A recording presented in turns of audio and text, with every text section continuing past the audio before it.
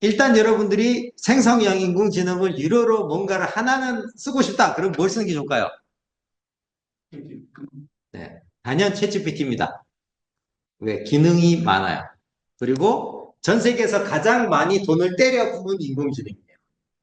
그리고 앞으로도 가장 돈을 많이 때려 부을 인공지능이에요. 미국의 트럼프가 팍팍 밀어주고 있는 게 바로 이제 오픈 AI입니다. 어, 프로젝트 하잖아요. 그죠? 예. 엄청난 데이터 센터하고 인공지능 센터 만들어가지고 하는데 주로 누가 쓴다? 오픈 AI가 쓸 거다. 예. 자, 그래서 가장 선도적으로 하고 있고 기능이나 성능 면에서 가장 괜찮습니다. 쓰기에. 자, 그 다음, 내가 자료 조사를 많이 해야 된다.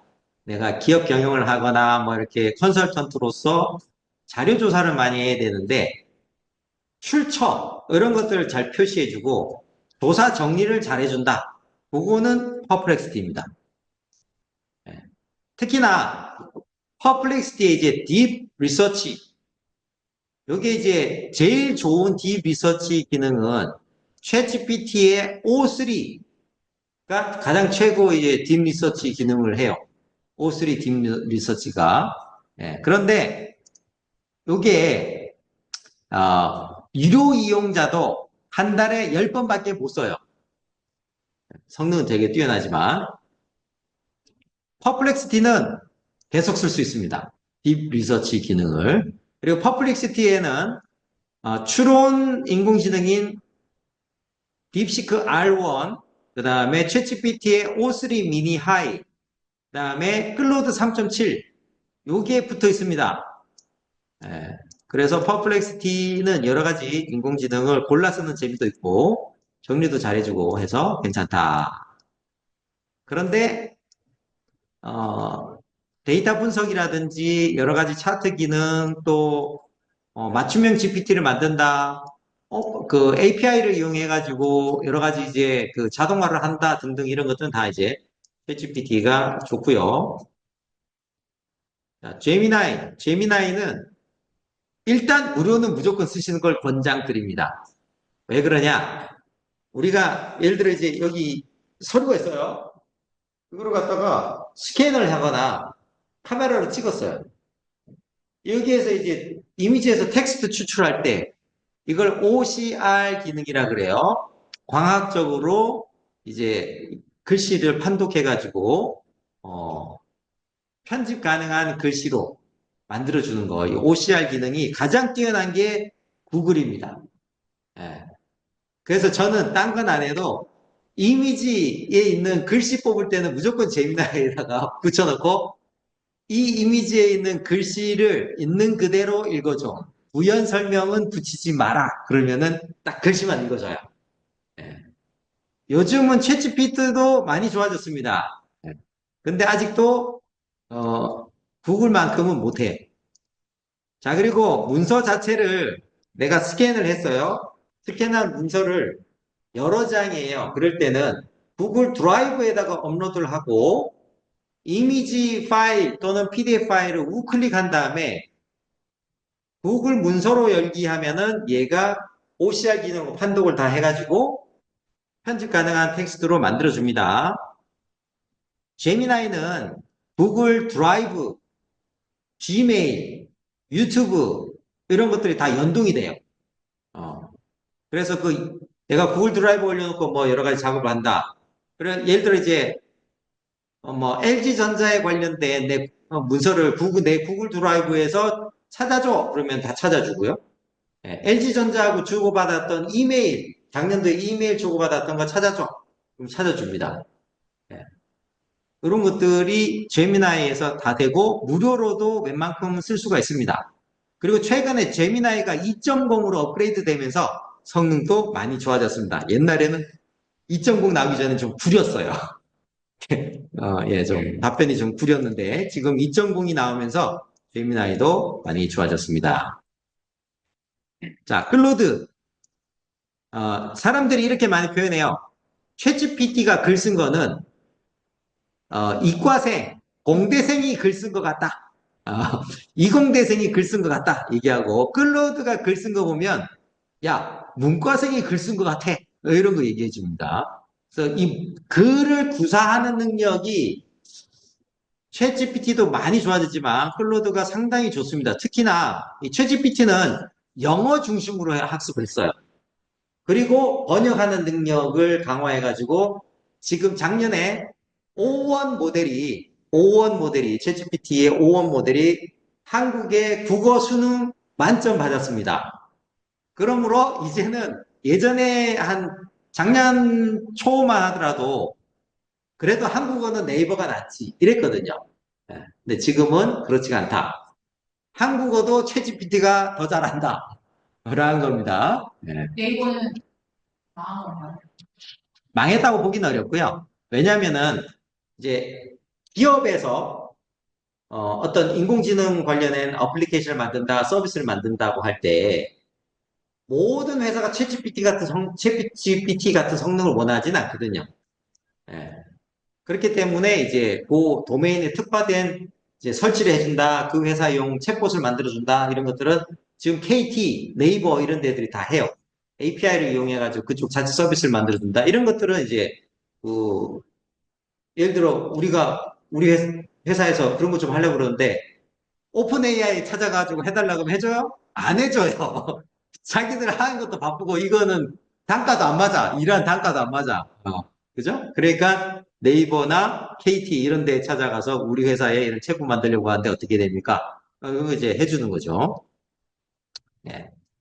그래서 자체 모델을 갖고 있으면은 돈을 안 내도 되죠. 다른 회사에.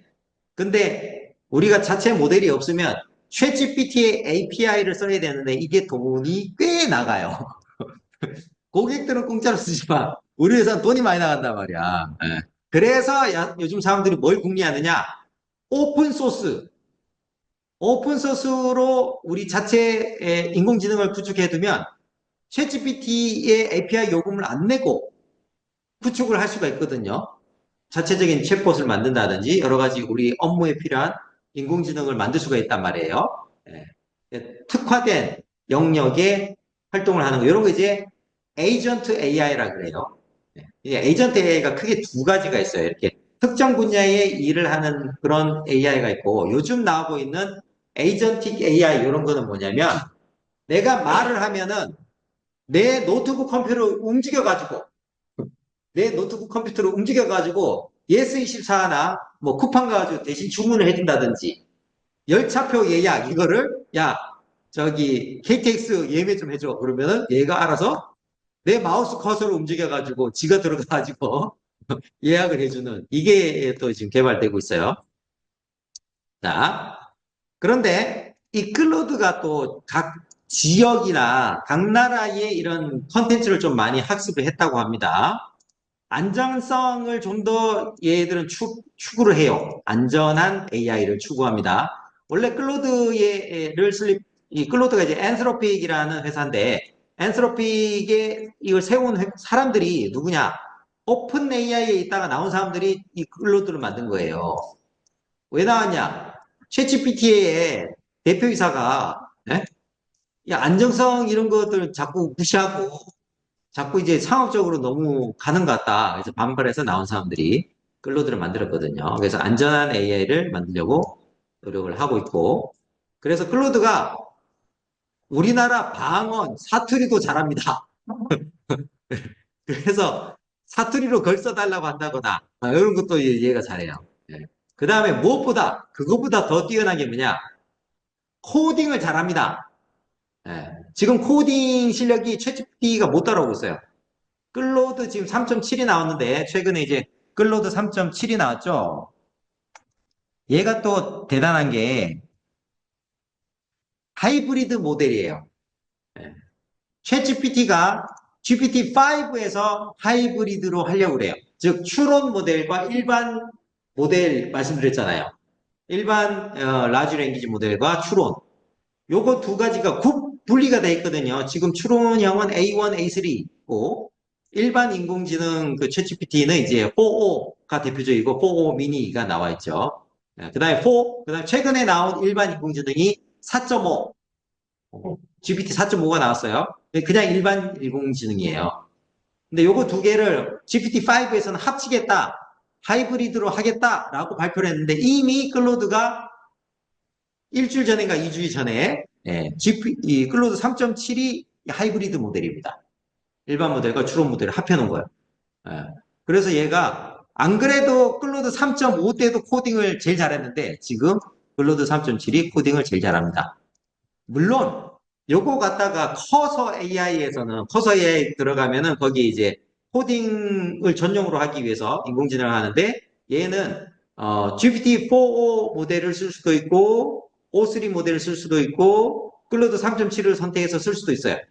내가 골라서 쓰는 거예요. 퍼플렉시티처럼. 예.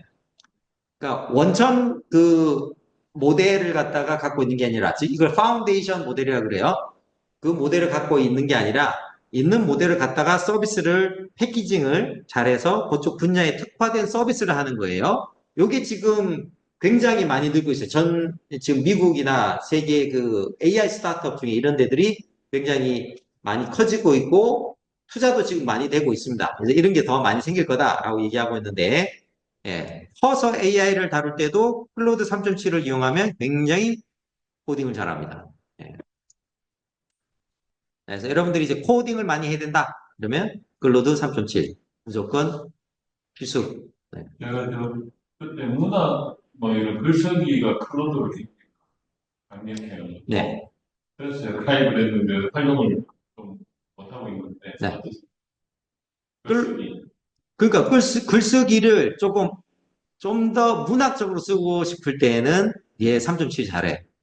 예를 들자면은 할머니와 손녀의 애틋한 어떤 사연을 담은 동화를 이렇게 지어줘라고 이렇게 한 편, 천자 분량으로 한번 써달라고 하면요. 챗GPT는 어떤 식으로 글을 쓰느냐? 할머니와 손녀가 있었습니다. 이렇게 사실 나열하는 식으로 얘기를 해요. 근데 클로드 3.7은 할머니, 우리 이제 어떻게 해요? 대사가 나옵니다. 바로. 네.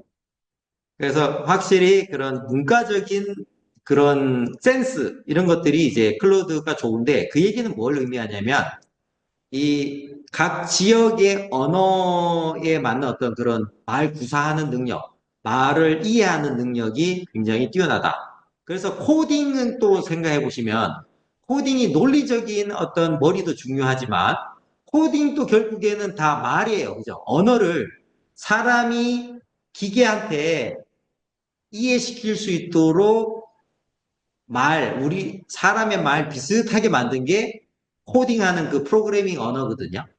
실질적으로 기계에 들어갈 때 이것을 기계어로 한 번 더 바꿔서 들어갑니다. 어쨌든 그것도 그만큼 이해를 잘하고 통합적으로 맥락에 맞게 잘 구사를 한다는 거죠. 제가 이제 챗GPT한테 코드 짜달라 그래가지고 콜랩에서 돌리면 계속 에러가 떠요.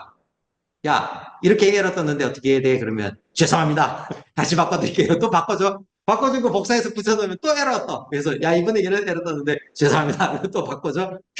몇 번 해도 이게 완벽하게 돌아가려면은 굉장히 힘들어요. 아예 계속 해도 안 돌아가는 경우도 있고. 콜랩에서 보면 거기 또 AI가 활동하는 제미나이가 요번에 붙어 있어요. 예. 그런데 그것도 에러가 수정이 잘 안 돼요. 네. 근데 클로드 딱 돌리면 거의 한 방에 통과가 되고 맞아요. 에러가 떠도 에러 한두 번이면 다 되는 경우가 많습니다. 그래서 제가 클로드를 가입을 했는데 활용도를 되게 진짜. 그 다음에 이제 이런 코딩이 우리 직접적으로 코딩을 안 하더라도 구글 앱스 스크립트, 그 다음에 오피스의 비주얼 베이직 요거 이용해서 자동화 시킬 수가 있거든요. 혹시 그 구글 스프레드시트에서 GPT-4 쉬치 앤 독스라고 써보셨습니까? 그럼 거기 GPT 함수를 가지고 해요. 예. 근데 그게 유료예요. 근데 앱스 스크립트 그 GPT 함수를 만드는 걸 앱스 스크립트로 만들어 달라고 한 다음에 넣어서 돌리면 돈 안 내도 됩니다. 내가 그걸 만들 수 있어요. 잘 돌아갑니다. 그런 것들도 이제 얘가 다 할 수가 있고 특히 이제 클로드가 장점이 뭐냐면 아티팩트라고 하는 기능이 있어요. 그 코드를 짜면 바로 옆에 실행 가능한 걸 만들어줘요. 예. 그래서 창이 결과창이 예를 들어 테트리스 게임 만들어주면 테트리스 게임이 바로 실행 가능하게 옆에 뜬다고요. 예, 바로 실행해 볼 수가 있고.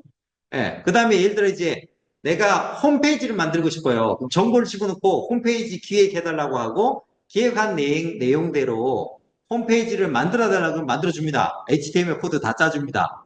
제가 그걸 이제 다운로드 받아가지고 서버에 올렸더니 잘 돌아가요.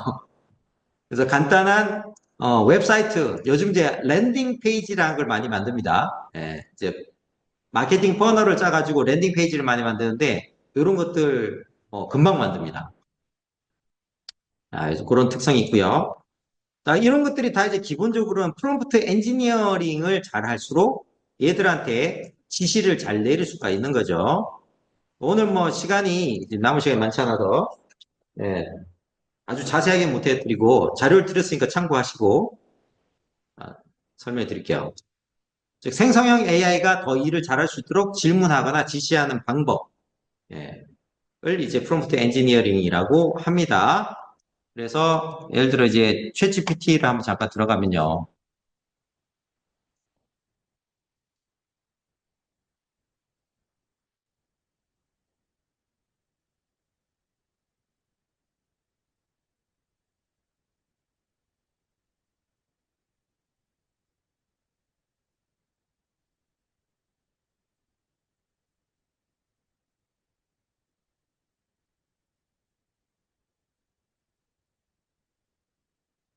자, 여기 이제 깜빡깜빡한 게 원래 이게 프롬프트였거든요. 깜빡깜빡. 예.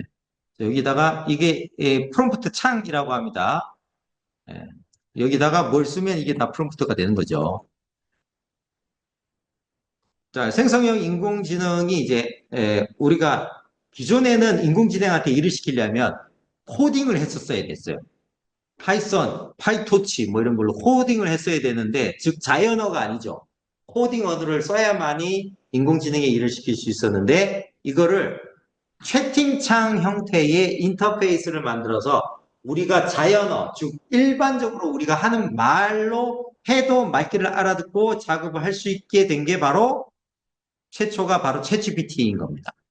그래서 처음에 나올 때는 GPT 3.5 그 파운데이션 모델을 기반으로 해서 인터페이스를 채팅창 인터페이스를 만들었던 거죠. 자, 그래서 여기 이제 일을 시킬 때 그래도 뭔가 효과적으로 일을 시키는 방법들이 있더라라는 거죠. 자, 부하 직원에게 효과적으로 일을 시키려면 어떻게 지시를 해야 되나요?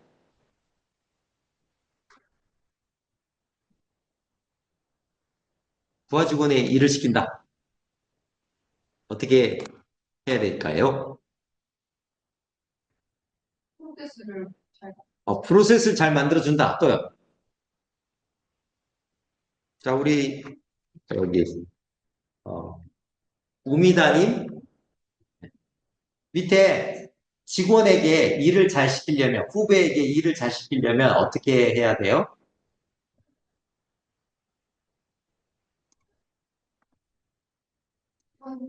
원래 심리적으로 뭐 일을 하는 뭐 스트레스 주지 않게 네. 이러고 스트레스 주지 않게 네. 이렇게 케어를 해준다.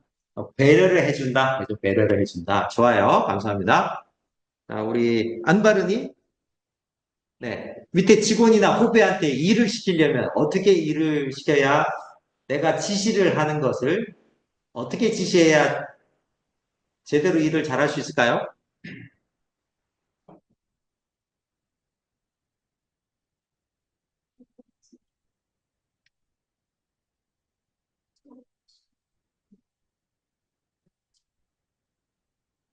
아,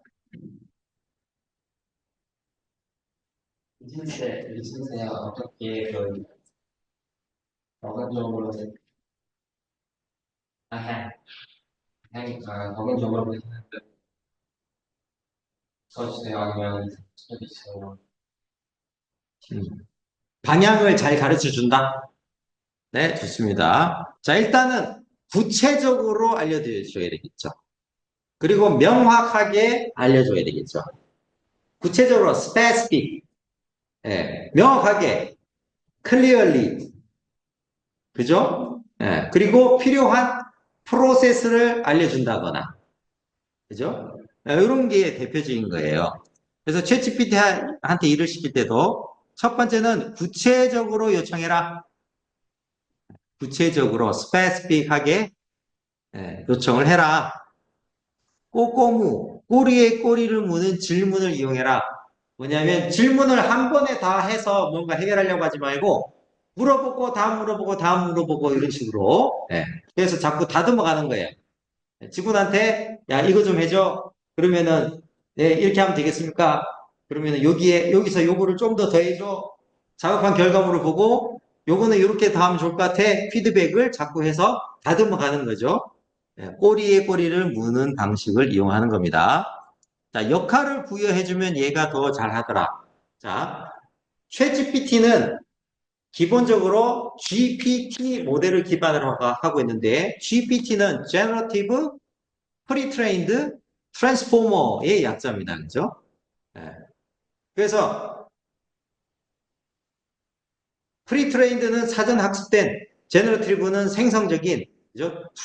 Transformer는 이 트랜스포머라는 모델 자체는 구글이 먼저 만든 거예요. 구글의 연구진들이 어떻게 하면 사람의 말을 잘 이해시키고 이렇게 할 수 있을까 연구하다가 트랜스포머라는 인공지능 모델을 만들었어요. 근데 이 트랜스포머 모델의 논문에 뭐라고 적혀 있냐면 Attention is everything.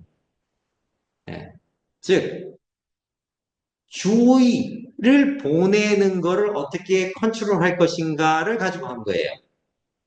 자, 주의를 보낸다라는 얘기는 뭐냐면 깜깜한 무대가 있는데 핀포인트 조명을 쫙 때리면 거기 사람들이 주의 집중이 되잖아요. 그죠? 그래서 챗GPT는 지구상의 수많은 문헌들을 다 공부를 했단 말이에요. 읽어봤단 말이에요. 그걸 가지고 이제 학습을 했으니까 그러면은 우리 집에 예를 들어 책이 한 30만 권 책이 있다고 생각해 보세요. 내가 보고서를 써야 되는데 첫 번째 해야 되는 건 뭐죠? 뭔가 글을 쓰려고 그러는데 책을 참고하려고 그래요. 우리 집에 책이 30만 권 있어. 그럼 뭐부터 해야 되죠? 여러분 도서관 생각해보세요. 도서관에 가서 내가 보고서 쓰기 위해서 도서관 찾아가면 먼저 뭘 하죠? 검색을 하는데 내가 찾아볼 게 철학에 관련된 거다. 그러면 철학책이 어디 쪽에 있나 철학 쪽에 찾아가겠죠. 그거예요. 그래서 이 역할을 부여한다는 것 자체가 뭐냐면 그쪽 영역에 대해서 내가 물어볼 거야. 라고 주의를 보내주는 거예요. 예. 아시겠죠? 그래서 좀 더 그 특화된 부분에 좀 더 심도 깊은 답변을 얻을 수 있게 하는 겁니다. 예를 들어 인생이란 뭘까? 그냥 이렇게 질문한 거하고 인생이란 뭔가에 대해서 예를 들어 이제 당신은 세계적인 현대 철학자다. 라고 하고 인생이란 무엇일까요? 라고 질문하면 현대 철학자 관점에서 인생에 대해서 얘기할 거예요. 그죠? 장사를 잘하려면 또는 사업을 잘하려면 어떻게 해야 되나요? 이 질문을 그냥 던지는 것보다 당신은 세계적인 20년 경력의 세계적인 경영 컨설턴트다. 라고 역할을 구해놓고 사업을 잘하려면 어떻게 해야 될까요? 라고 질문하면은 답변이 달라진다는 거예요. 네? 자, 예를 들어 이제 내가 책을 새로 쓰고 싶어요. 그러면은 누구한테 물어보면 잘할까요? 작가요? 어, 편집자. 네. 편집자도 좋지만 내가 책을 쓰는데 이게 잘 팔리는 책을 쓰고 싶어요. 그럼 누구한테 물어보면 좋을까요? 그렇죠. 출판사에 누구? 출판 프로듀서나 이런 사람들한테 물어보는 게 좋아요. 그러면 초짜한테 물어보는 게 좋아요. 경력이 많은 사람한테 물어보는 게 좋아요. 그죠? 그럼 이제 당신은 20년 경력의 세계적인 출간 프로듀서다. 그러고 난 다음에 내가 예를 들어 자기개발 분야의 책을 쓰고 싶어요. 그러면 특히 자기개발 분야의 전문가다. 자기개발 분야 출판 전문가다. 이렇게 해주면은 좀 더 그 구체적인 답변을 듣기가 좋아요. 그러고 난 다음에 이런 거에 관련해서 내가 책을 쓰고 싶은데 출간 기획서를 작성해줘. 그러면 이제 답변이 훨씬 내가 원하는 답변을 고품질의 답변을 얻기가 쉽다라는 거예요. 자, 맥락을 제공해라. 조금 전에 말씀드린 나는 비즈니스 코칭을 20년 동안 했고 내 경험을 정리를 해서 비즈니스 코칭의 필요한 사람들 중소상공인들 대상으로 내가 책을 쓰고 싶어.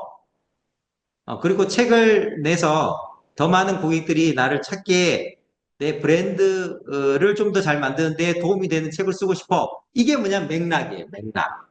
내가 어떤 상황에서 이런 요청을 하느냐, 왜 물어보느냐, 이런 것들이 맥락이에요. 이런 맥락을 많이 제공할수록 이 인공지능이 더 나에게 적합한 답변을 하게 되는 거죠. 자, 예시.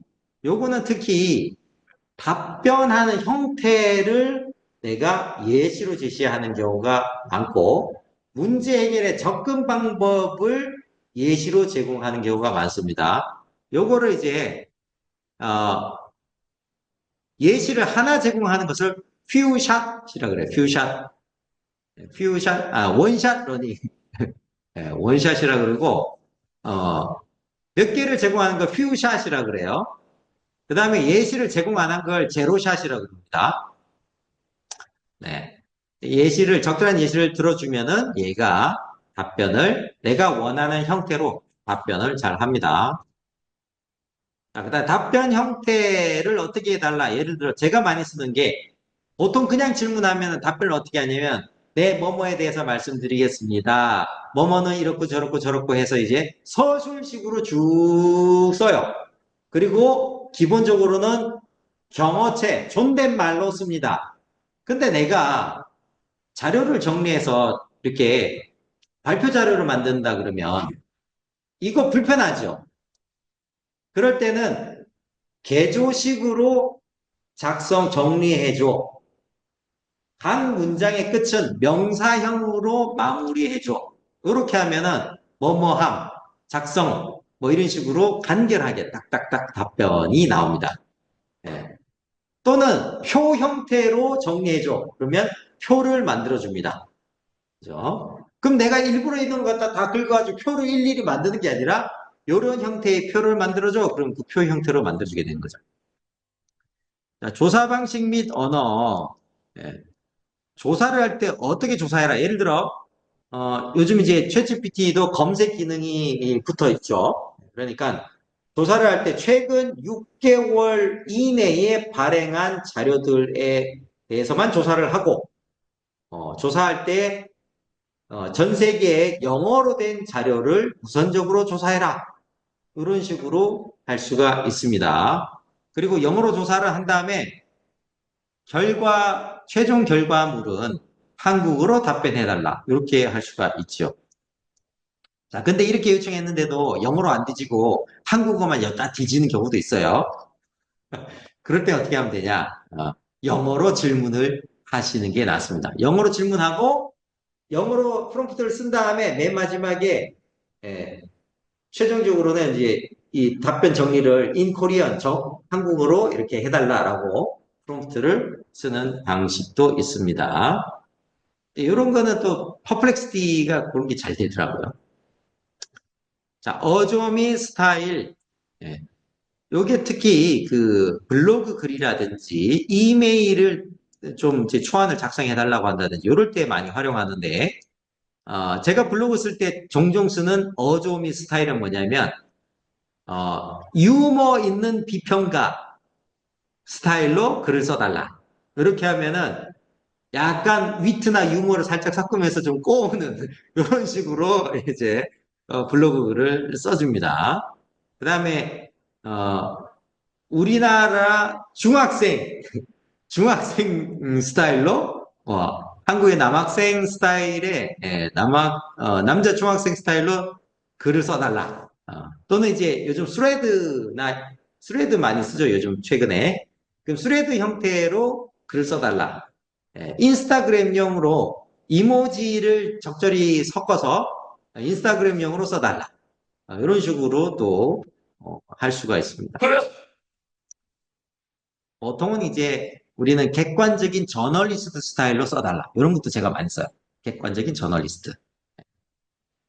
자, 단계를 활용하라. 요게 이제 그 체인 오브 소트를 활용하는 거예요.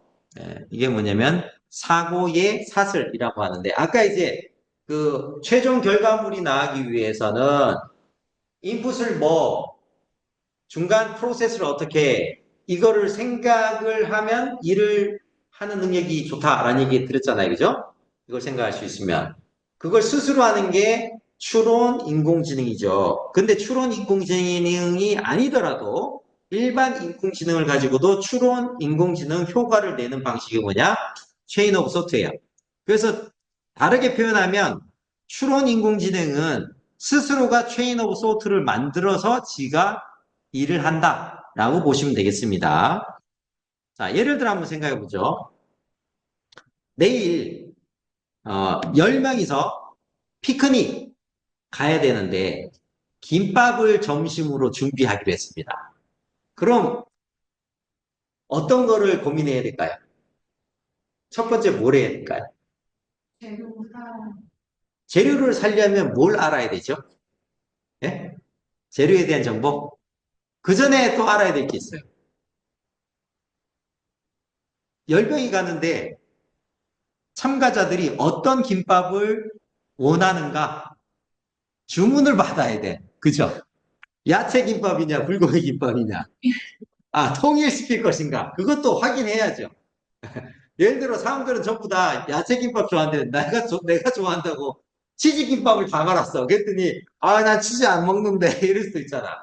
그죠? 또는 이제 불고기 김밥을 10인 만들었더니 우즈벡 참가자들이 뭐 한 8, 7명이야. 이게 불고기 안 먹어. 이럴 수도 있단 말이에요. 그죠?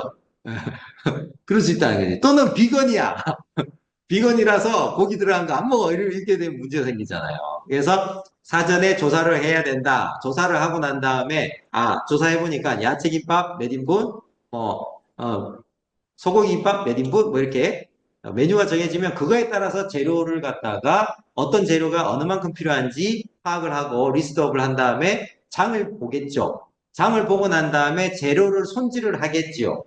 손질을 하고 난 다음에 조리를 하겠죠. 조리를 하고 난 다음에 뭐예요? 김밥을 말겠죠. 종합 결합을 하고 그 다음에 썰고 포장을 하고 그죠? 예. 이런 절차를 갖다가 알아야 된다는 거예요. 그래서 이 과정을 챗GPT한테 요구할 때, 자, 이거부터 먼저 해. 자, 그 다음 이거 해줘. 그 다음 해줘. 그 다음 이거 해줘. 이거를 알려주는 거예요. 이런 방식을 이용하는 게 이제 체인 오브 소트를 활용하는 겁니다. 이렇게 하니까 일을 잘한다. 즉, 예를 들어, 우리가 그냥 수학 분석해줘 이러면은 결과물이 별로 안 좋아요. 그런데 내가 이런 업을 하고 있는데 관련된 사회, 경제, 기술, 그 다음에 패스트니까. 그 다음에 이제 정치, 환경에 대한 것을 조사해줘.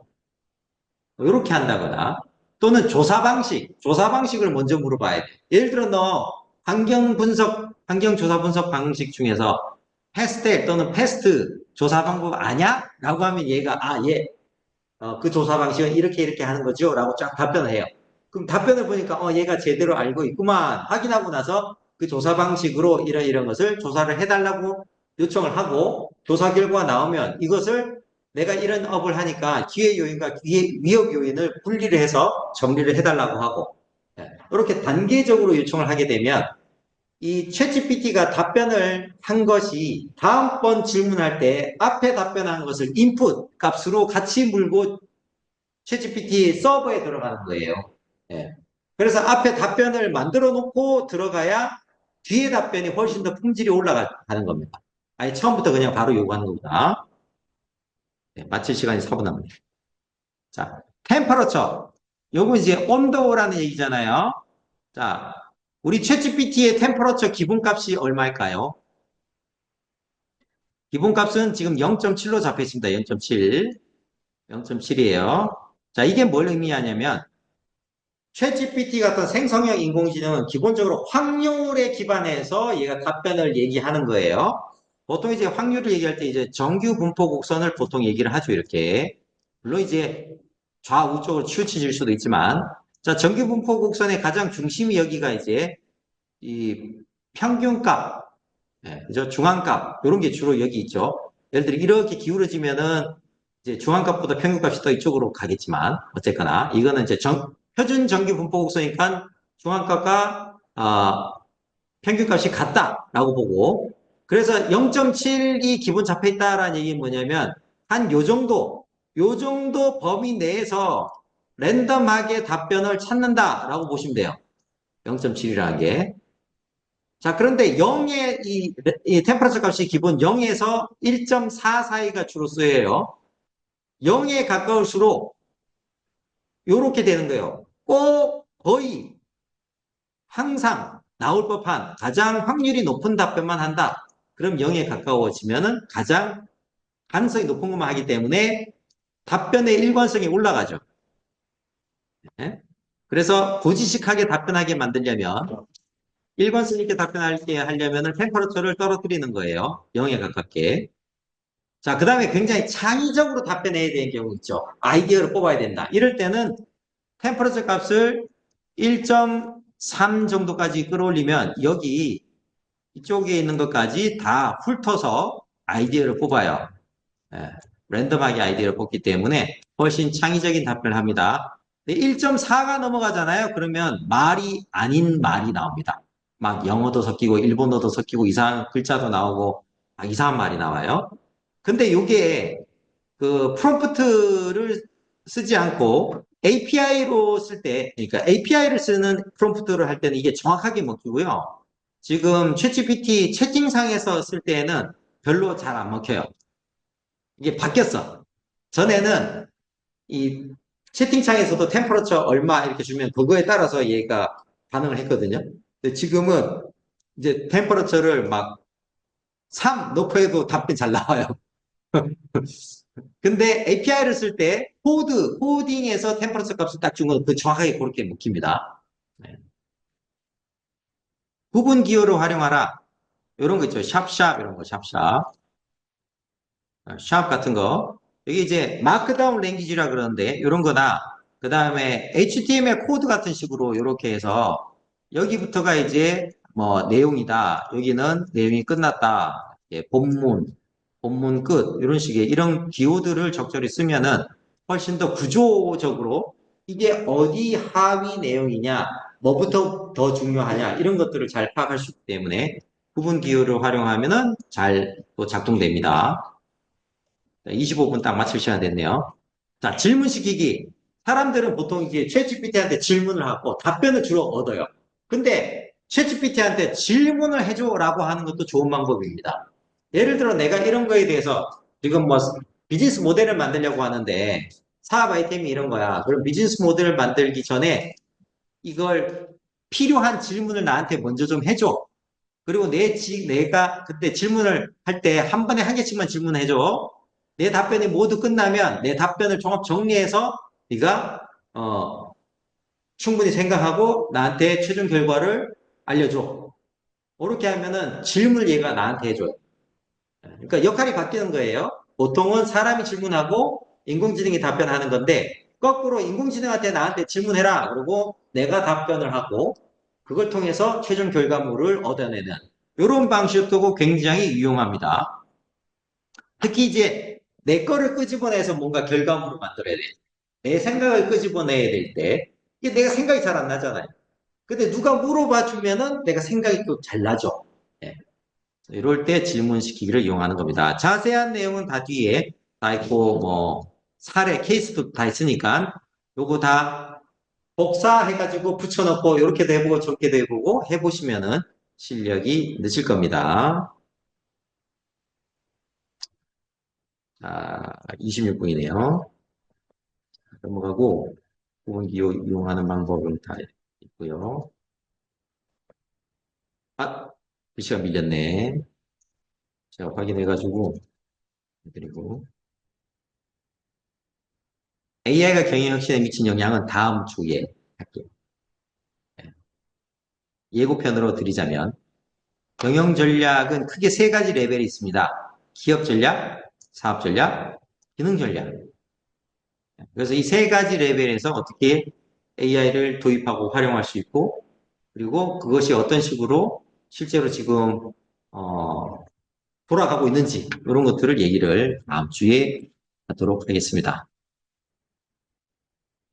자, 오늘 실습도 좀 하려고 그랬는데, 실습은 별로 못했네요.